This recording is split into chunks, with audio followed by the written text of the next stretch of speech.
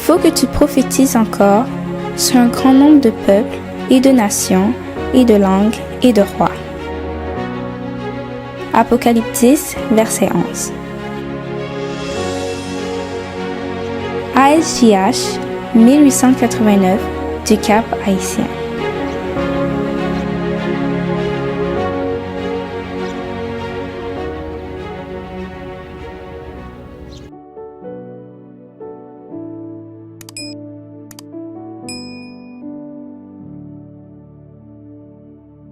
Le royaume des cieux. Une citation des témoignages de sœur Ellen G. White. Matthieu 4, verset 23.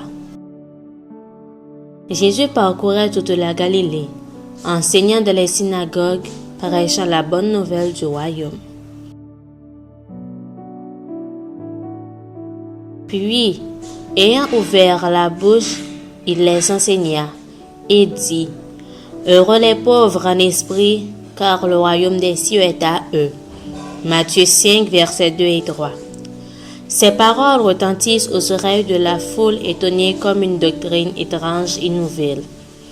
Un tel enseignement est nettement opposé à celui qu'ils ont reçu des sacrificateurs et des rabbins. Il ne renferme rien qui flatte leur orgueil, rien qui alimente leur ambition. Et pourtant, il rayonne de ce nouveau maître en une puissance qui les subjugue. De sa présence émane comme le parfum d'une fleur, la douceur de l'amour divin. Dans la foule qui entourait Jésus, se trouvaient des gens qui avaient conscience de leur dénuement spirituel. Se trouvaient aussi des prêtres qui, en présence de la pureté de Jésus, se découvrant malheureux, misérables, pauvres, aveugles et nus. Apocalypse 3, verset 17. Soupiraient après la grâce de Dieu, source de salut pour tous les hommes. Tite 2, verset 11. Les paroles de Jésus, ranimant l'espérance endormie dans ses âmes, leur faisaient comprendre que Dieu leur offrait le bonheur.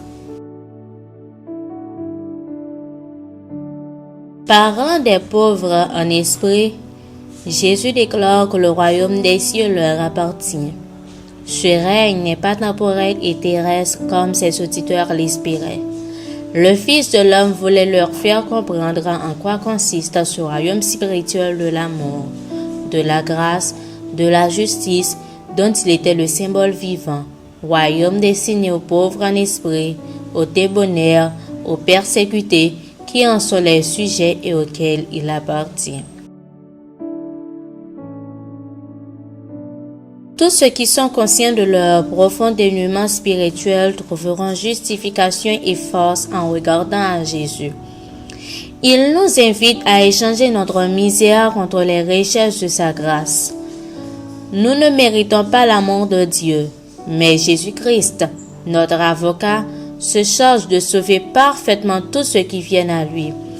Si sombre qu'ait pu être notre passé, si décourageant que soit le présent, si nous nous approchons de Jésus tel que nous sommes, faibles, privés de soutien ou désespérés, le Sauveur compatissant viendra au-devant de nous.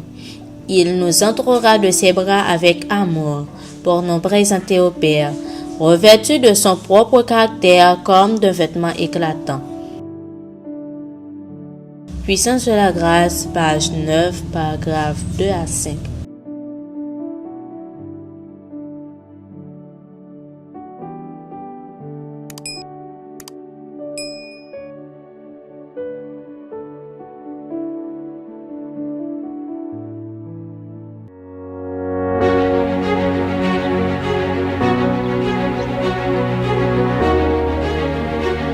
Il faut que tu prophétises encore sur un grand nombre de peuples et de nations et de langues et de rois.